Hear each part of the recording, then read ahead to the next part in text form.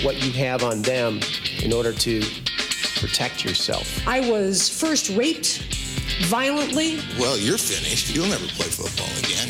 Obviously, shoe contracts worth $400,000 or $500,000. Morals and ethics don't exist above and beyond the society that they're a part of. Nowadays, kids are faced with the choice of do you want a couple of $1 million or your college degree? Sport is a metaphor for what goes on in the real world. What is and what should be the connection between sports and betting? Wagering on the outcome of horse races may seem no different than wagering on the outcome of foot races. Wagering on foot races may seem no different than betting on a baseball game, a basketball game, or an Olympic contest. But is it? The ethical and management issues surrounding sports betting include deciding who, if anyone at all, should be permitted to bet on a sport. How can we control the influence of wagering on sport, and how can we control those who seek to manipulate a game's outcome to win their bets? These are some of the issues addressed at the Summit, the first international conference on ethics in sport, where experts and advocates from a variety of areas met to consider what should be done. Let's revisit the conference and sit in on the discussion.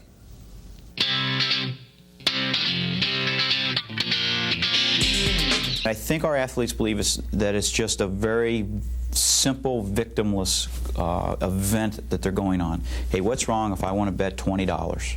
You know, I'll take care of it. I can pay the debt, or I'll probably win because I'm an athlete. Well, in the Arizona State case, the individual that has pled guilty in that case was a men's basketball player. He was captain of the team. He was an honor student.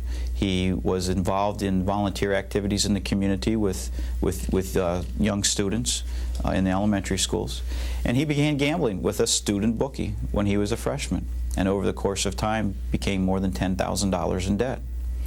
And one thing led to another, and he felt that the only way out for him was to become involved with this student bookmaker and other individuals in regards to shaving points. And the young man went on to attempt to shave points in 3 games and was paid $20,000 a game to do that. He then engaged another teammate who participated, and the first teammate paid the second teammate, I think, approximately $4,000. The first time I heard about a fix in the NBA occurred in the late 70s, and the league had information, and the fix was coming from, of all people, the timekeeper. He was fixing the clock, and the betting ring was betting on over and unders, and what some of the, just to give it to you quick, when you bet on an over and under, it's the cumulative score of both teams. It's the combined score. And you bet, let's say in a pro basketball game, the combined number might be 190. So you're betting that between Team A scoring 110 points and Team B scoring 80 points, bing, there you've got your combined aggregate total of 190. Well, the timekeeper was stealing a couple of minutes off of a game or adding a couple of minutes to a game. So this was detected in Las Vegas. It was reported to the NBA. They just discreetly fired the guy. They never even prosecuted it. But when you look at a Charles Barkley, here's a guy with 3 $500,000 credit lines in casinos in Vegas. When you look at a Dennis Rodman, here's a guy with 2 $600,000 credit lines. My point being, I don't care if you make $5 or $10 million a year. It ain't enough.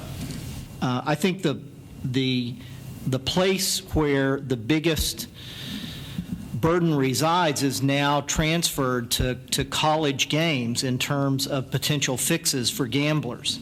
One of the good things about the explosion of salaries in professional sports is that it is now, I would never say it's impossible to fix a pro game, but it's really hard. When you're talking to an NBA player where the average salary is somewhere in the neighborhood of $3 million a year, and you've got some guys making $10, $12, $15 million a year, it's hard to gather enough money to influence that person to throw a game. Because of that, I believe we're going to see more and more and more attempts at fixing college games. The Northwestern case isn't quite as clear-cut yet because we haven't seen it entirely unfold, but certainly the student athlete who's pled guilty to point shaving was involved with a student bookmaker, and then eventually got involved with a former student athlete from Notre Dame who requested the athlete at Northwestern to point shave and made financial arrangements. The athlete at Northwestern who point shaved had been involved with a student bookmaker and was some $1,000 plus in debt. Actually had been suspended by the NCAA for 6 games, came back off his suspension, and then continued to point shave unbeknownst to us. I think people might initially say that, well, these are just bad kids who made bad decisions, and we have discovered that bad things happen to good people in this area of gambling. And we've discovered that the characteristics for people who are potentially problem gamblers are the very same characteristics that our coaches recruit. The characteristics of individuals who are aggressive, who believe they can control the outcome of anything they're involved in, individuals who believe nothing bad ever happens to me, individuals who are a bit naive, are all good qualities. They're all positive qualities. They're people that we look for to be great additions to our athletic teams. But if they go to the negative side of our personality or out of control a little bit, it puts them at potential to be problem gamblers. I've got a grudge with the media. They were an asset to us in the illegal gambling community. You have to understand that when it comes to sports gambling, the only place it's legal is Bing within the state of Nevada. Everything else is illegal. Now, obviously, the penalties are stronger. They're different depending on what state you're in, depending on whether it's federal charges, blah, blah, blah. But the product is illegal. Interestingly enough, bookmakers and bettors, gamblers, are the ones most interested in preventing unethical gambling and the type of influence on gambling that causes a lot of this attention. Now, when you say there's no excuse for running betting lines, I think there is. I think it's not whether you win or lose, it's whether you beat the spread. I think that's the issue in a lot of games. Indeed, that's why we start having betting lines, is because everybody knows that Team A is fairly sure to win the game. Is it valuable information to know that the Bulls were favored over Indiana in the first 2 games? That they were expected to win those games and that they did? Is it even more important that they were favored by about 6 points, which is exactly what they won each game by? That they won by just about what they were expected to win. Does this change the type of reporting? The question might be where they're gambling, and they're gambling with student bookies. And I think that's where even society is naive of what's going on college campus. That there is we have found that it's reasonable to believe that there are student bookies on every campus in America, no matter what size, whether it's Division I, II, or III. And these student bookies are running operations in the tens of thousands of, if not hundreds of thousands of dollars per year. So these are significant bookmaking operations that are going on our college campuses. Consequently, when you get into those kind of numbers, you have other fallouts, such as the personal safety and personal integrity issue of our student athletes. So we're concerned that our athletes are making poor decisions in gambling, that they may get in debt, and then on down the line they could get themselves jammed up to the point where they would then make a decision so poor as to change the outcome of a game. And that's been evidenced in the last 6 months in the Northwestern University basketball case and the Arizona State University basketball case. Gambling is like tobacco use or alcohol use, something that's very easy to abuse. And I would argue that it's much easier to abuse tobacco than it is to abuse gambling. That more people are pathological smokers than are pathological gamblers. And I think we should do more about both. And I think we should do more about pathological alcoholism as well. But there is some gambling which is not pathological. Indeed, the majority of it is not pathological, even if a large amount of the money may be spent by pathological gamblers. Does anybody really believe that without organized betting markets or without bookmakers, people would not bet on the Super Bowl? Does anybody believe there would not be betting on the Final Four? We've discovered over the last 2 years that we have a problem. And our problem exists with our student athletes who are gambling on campus, on college and professional athletics. We have a study from the University of Cincinnati where 2,000 Division I men's basketball and football student athletes were surveyed. out of those 2,648 responded. They answered 3 questions. The first question had to do with whether they gamble on college athletics, and 25% said that they did. And that's a large figure and a disappointing figure, but in fact a pretty good number from us when we checked it with other researchers. The second question had to do with whether they gambled on the game that they actually played in, and 4% said they did. And that too is a large number. And the final question was, have you ever changed the outcome of the game? And 3 individuals out of 648 indicated that they changed the outcome. While I was running an illegal book, here's the newspaper helping us out by promoting our product. It made it more saleable for me. Because one constant that's always existed, that any time any aspect of gambling gets licensed, it increases my base as an illegal operator. Why? Because number one, I'm not out there doing a PR campaign, buying the billboards and whatever. I can't do that. But now the state's doing it for me, or corporate America's doing it for me. So it helps me, because I'm giving out a better product. Number one, I'm giving it quicker and I'm giving it on credit. So bing, I've got more of a target market. But for a newspaper to print a betting line in a state where it's illegal is beyond my comprehension. There are products in this country that are illegal in certain parts of the country. Now again, I'll be very brief here. Bing, you can bet on sports in Nevada. And there are parts in Nevada where prostitution is legal. But when I pick up the Chicago Tribune, I'll get a line on the Bears, the Bulls, the Sox, the Cubs. I'm not going to get a line of, forgive me, I'm not politically correct. I'm not going to get a price sheet on jobs in Seattle or male sex in Tampa. Why not? It's legal in parts of the country. Why don't we publish that? Why don't we publish? There are parts of the country where where drugs are legal in a drugstore, but they're illegal in an underground market. I'm not going to get a price on Quaaludes or counterfeit Viagra. It's not done. It's only done on sports. In the sports field, there are many different people who are involved who say, essentially, it's not my responsibility. There are players and coaches, there's leagues, there's the broadcasters, there's the reporters, and the general feeling is, not everyone obviously, the general feeling is, well, that's terrible, but it's not my responsibility. Let me suggest that it is. That each of these groups profit from gambling on, that is sports betting, because it makes the games more valuable for advertisers. Here's an example. If it wasn't for a point spread betting, you'd turn off games that are a blowout. You'd turn off the TV near the end when it was obvious who was going to win. But you stay, or a certain number of people stay and watch because they're waiting to see who wins within the point spread. When people stay watching instead of turning off the TV, the advertising time is worth more.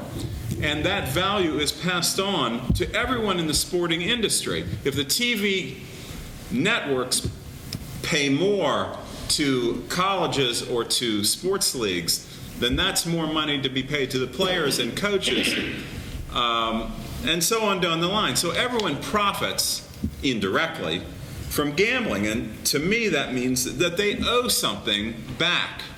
They have an obligation, since they're enriching themselves off of gambling, to spend a little bit of money on gambling addiction education and treatment, which is essentially not being done. The conflicts between those who advocate the toleration of government-controlled wagering and those who advocate the elimination of gaming on sports, and often the elimination of gaming in all its manifestations, are conflicts at a variety of levels of values, rights, and responsibilities among several different sports betting stakeholders. Bill Salm, the NCAA enforcement representative on sports betting, detailed how sports betting influenced the outcome of games at Arizona State and Northwestern. Controlling sports betting requires the cooperation of athletes, coaches, athletic directors, and law enforcement to protect those who may be seriously harmed. Research shows that college sports has a significant problem with sports betting that must be addressed for the good of the games. Sonny Day, the Chicago mob bookie who entered the Witness Protection Program, presented his perspective on sports betting. he claimed that all sports are threatened by sports betting, which is illegal everywhere in the United States, except in Nevada. John Rawlings, the editor of the Sporting News, pointed out that collegiate sports may have a greater risk of game fixing than professional sports because fixing college games may be less expensive and less difficult. Professor George Ignatin defended sports gambling as a common public activity which is enjoyed by many who will bet on games no matter what the NCAA or the government says should be done. Bernie Horn, communications director of the National Coalition Against Legalized Gambling, argues that those who benefit from sports betting should provide help for those with a gambling addiction who are harmed by sports betting. How might we analyze the ethical and management issues associated with betting on sports? How should these decisions be made? How could sports betting management challenges be addressed in our free, democratic society?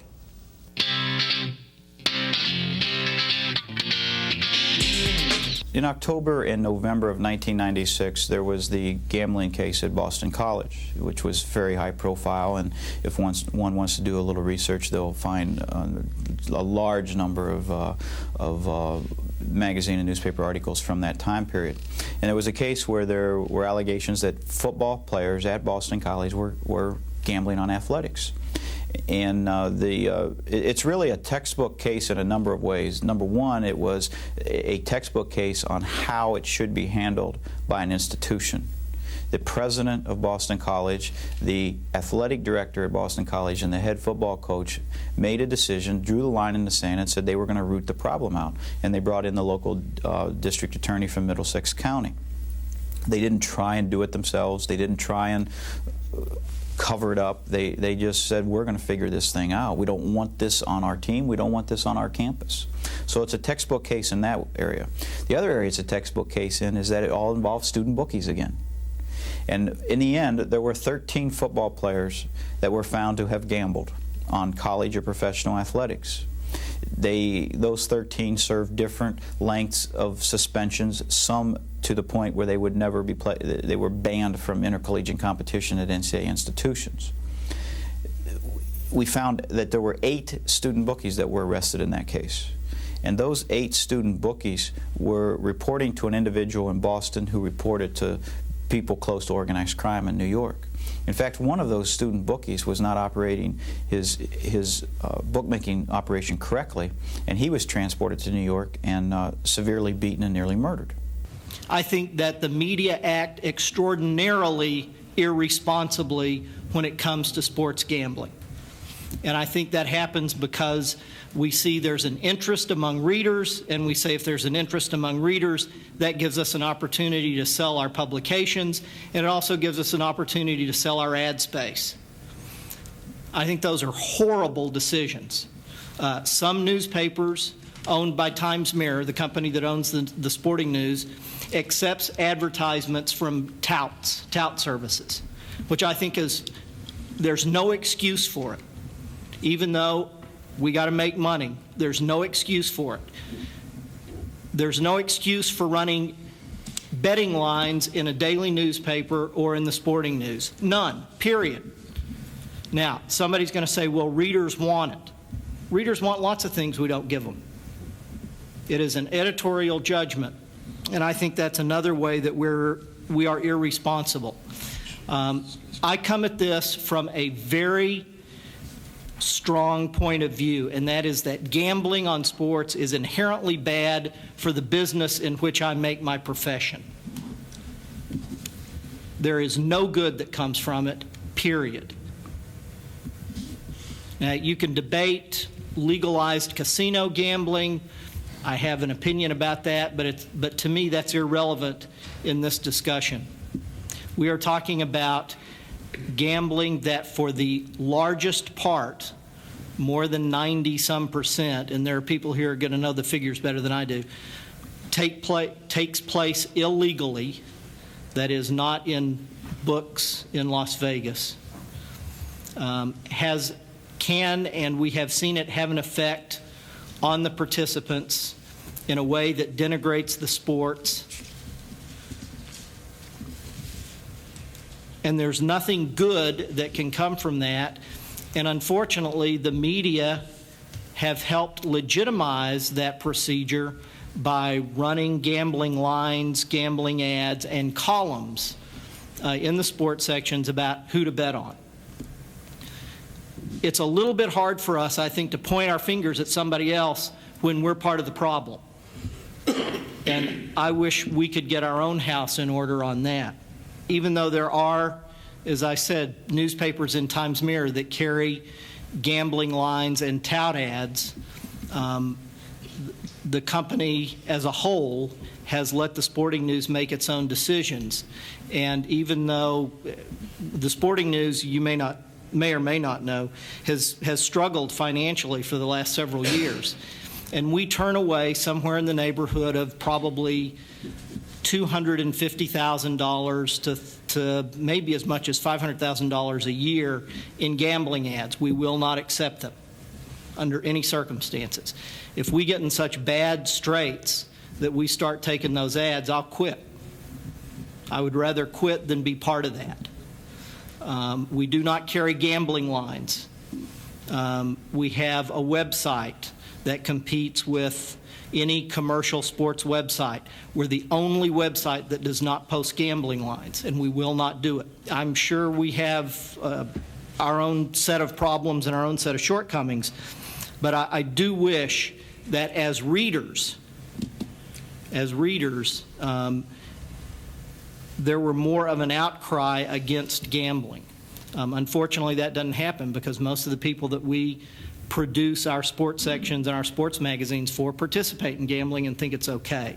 People's going out and gambling is based on the accessibility and the acceptability of gambling. So you have to have a place to go and you have to feel like it's okay.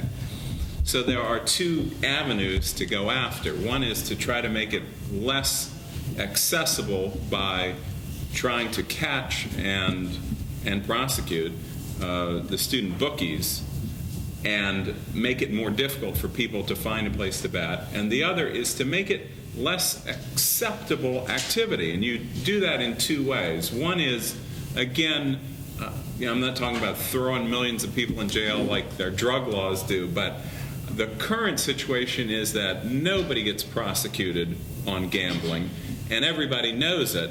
And so there is no feeling like this is an unacceptable thing to do. Some selective, publicized prosecutions would take some of the people out of the marketplace. They'd say, I don't want to take that risk. And the other thing is education, so that people feel like it is not an acceptable activity and they find out why. There's virtually no money being spent explaining to people what the risks are of, embarking on high-level gambling activity, although there is enormous amounts spent right now to try to convince people that drinking or smoking is a high-risk activity that you should avoid or minimize. Sports wagering cuts to the very core of what athletics is all about. Athletics should be about the spontaneous action and reaction on the field. It should be about officiating decisions. It should be about coaches' decisions. It shouldn't be about what the over and under is at halftime or who scores the first touchdown and whether it was a pass or not. The issue of sports betting presents both difficult ethical concerns regarding the rights of people to gamble and wager, as well as difficult practical management challenges of how such rights, if they exist at all, should be managed and controlled for the betterment of both sport and society at large. Boston College's handling of their betting scandal was cited by Bill Salm as a textbook case of how to handle a sports betting-related problem. He showed how sports betting is a problem both on and off campus and poses a threat to the well-being of athletes and bookies alike. The integrity of sports is at stake. John Rawlings illustrated how the media can earn money from illegal sports betting and how the media can assist those involved in illegal sports gambling.